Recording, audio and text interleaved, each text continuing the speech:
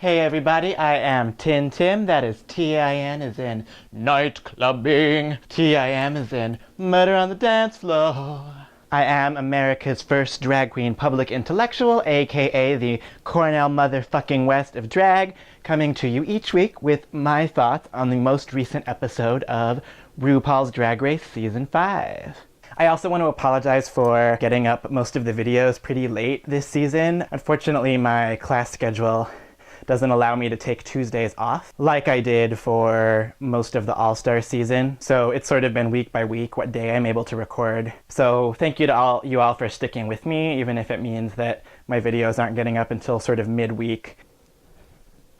So I felt like this was the episode where the cast really finally started to gel. I feel like it always takes a little while for us to get to know who they are and for them to get to know each other and kind of figure out what their vibe or rhythm is as a group and their kind of dynamic. And especially early on when there's like so many girls, right? And everyone's all like, bah, bah, bah, bah, bah, bah, bah, bah. It's sort of hard then to like really feel like there's a rhythm. And that has felt especially true this season, just because of all the little like feuds and fights and little mini dramas. It's just sort of taken a while to really settle in, you know? And right around the midpoint of each season, I think, is always when I've started to enjoy it a little bit more. This felt like that episode to me, like whether you agreed with what was happening or not, you still had that feeling like, okay, now we're in this. And I feel like a different level of investment going forward, you know, like I'm here, I'm there, it's clicking. So kind of what I wanted to talk about this week was one of the characters that I did not expect to feel particularly strongly about at all going into this season, and have been really pleasantly surprised by how much I have enjoyed her as a television persona and as a character, and that is Alyssa Edwards. In the week succeeding the Snatch Game Challenge and Jink Monsoon's triumph, there's been a lot of conversation online and in the blogosphere and in social media about this issue of camp and camp queens and what is camp, and does Drag Race not appreciate camp? Are they sort of turning their back on the rich history of camp and drag? All those questions, right? It's been like a very buzzed about topic. And so I wanted to take a little bit different approach to talking about camp. I actually think that the most camp queen on the show this season is actually Alyssa Edwards. So let me explain myself. A lot of my own thinking about what camp is really heavily influenced by the philosopher, theorist, cultural critic Susan Sontag from her essay Notes on Camp, which was one of the first places that the components of camp as like an artistic sensibility really got spelled out. If you haven't read it, the full text is available online, and it's because it's broken up into like little numbered items. I think it's actually one of the more easy, like kind of academic theory type articles to read. Someone whose writing has really helped me reflect on Sontag and figure out what it means now in our more contemporary, current pop culture landscape, since Sontag was writing quite a ways back, is the critic, journalist, blogger Rich Guzwiak, who has blogged for years at his own blog, 4-4, as well as for multiple different websites, but is currently working for Gawker and has a regular column there that I highly recommend. I will link him below in my description for the video, just to define how I understand camp, right? So Sontag talks about camp as a sensibility more so than as a particular kind of art. It's a way of appreciating art in a particular way, and one of the key things about camp as a sensibility is that it appreciates style and surface over what we would think of as like substance or content. It's not really what it's about like how it's expressed.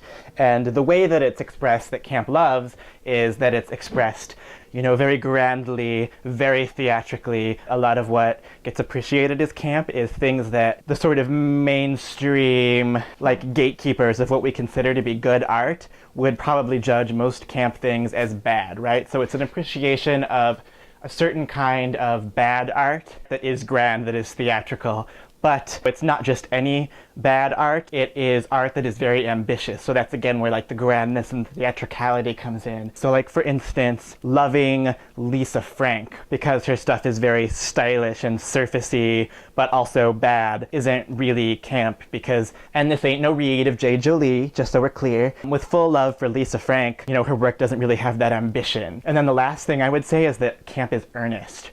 camp is sincere, right? So it's not this sort of ironic appreciation for the bad thing that a lot of us do now. Enjoying camp is not about a guilty pleasure, it is a guiltless pleasure. So although camp obviously may be funny and there's humor in camp, camp is no joke, right?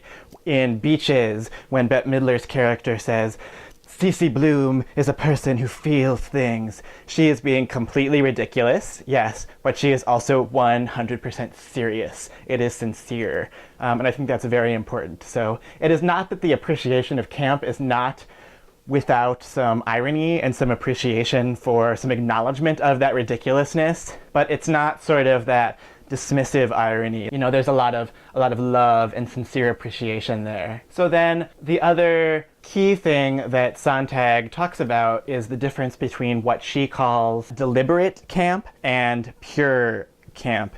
And deliberate camp is more like what a Jinx Monsoon or a Pandora Box or a Mimi I'm First does, right? Where you are camping. You have an appreciation for camp aesthetics and for the camp sensibility, and then you convert that into a kind of camp-based humor and performance. You yourself are camping, and often it's people who appreciate the camp sensibility and then create art in that mode. And Sontag makes a distinction between that, like deliberate camp, and pure camp, which is the camp that doesn't know it's camp, that sets out with that ambition and that intention to be something very grand and serious, more unconscious camp. Both kinds of camp can be spectacular and awesome, but in Sontag's view anyway, the truest form of camp is the one that isn't deliberate and that isn't entirely aware that it is camping. And that's where I see Alyssa Edwards coming in, right? She is one of the grandest, most stylized, most theatrical characters I think we have ever seen on Drag Race. She may not have been very good at the Snatch Game, but she is absolutely someone that others could imitate in the Snatch Game because her body movements, her faces, the way she carries herself, that kind of sense of drama and theatricality and self-importance, you know, the faces she makes in the mirror, and stopping to look in every mirror, the sort of dramatic vanity and radical vanity, right?